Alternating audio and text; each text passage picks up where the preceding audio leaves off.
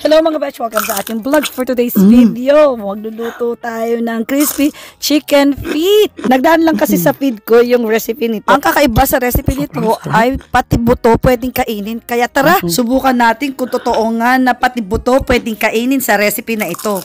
Una, himasin siya ng may asin. Tapos hugasan para matanggal yung langsa. Tapos i-pedicure natin kung may kuko pa. Ay, step putulin pala. Sabi sa recipe, i-pressure cooker daw with salt and pepper, garlic, bouillon, and bay leaves. Tapos, i-mikos-mikos ng kamay.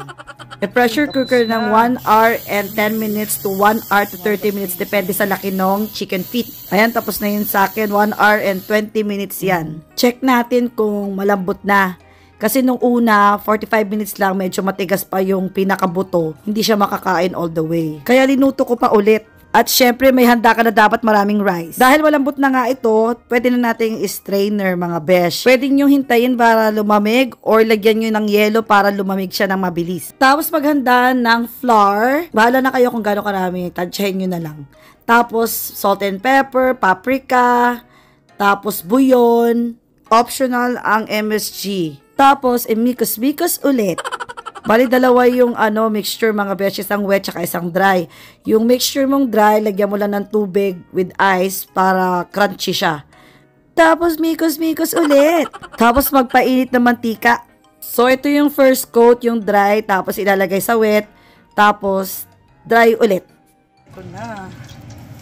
Ito na lahat yung mga na-prepare natin kanina. Kulang yata ako ng mantika. Mas maganda to pag deep fry, kaso lang mahirap lang kami. Ayaw namin mag-excess masyado ng mantika para dito.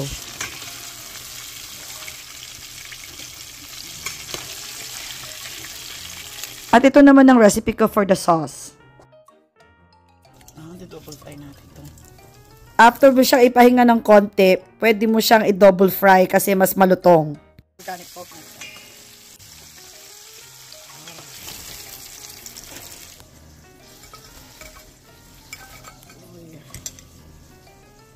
Ang crunchy. Wow. At ito na nga ang the moment of truth. Malalaman natin kung talagang nakakain pati boto. Tara, kainin na natin. Mana natin. Ayan, ang ating suka.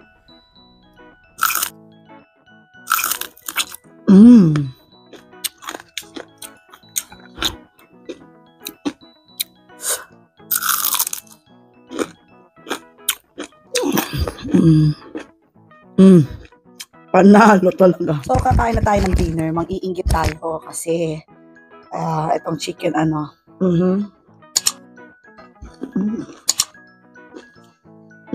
Marap. Panalo to.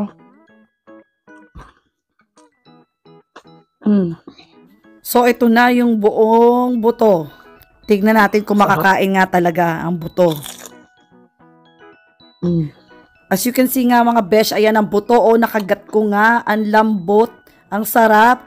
Nakakain nga hanggang buto. Ang galing. Ayan nga, napatunayan natin na totoo nga ang recipe na ito. Nakakain nga ang buto. Ano pang hinihintayin nyo? Gawin nyo na rin to. Thanks for watching. Mwah!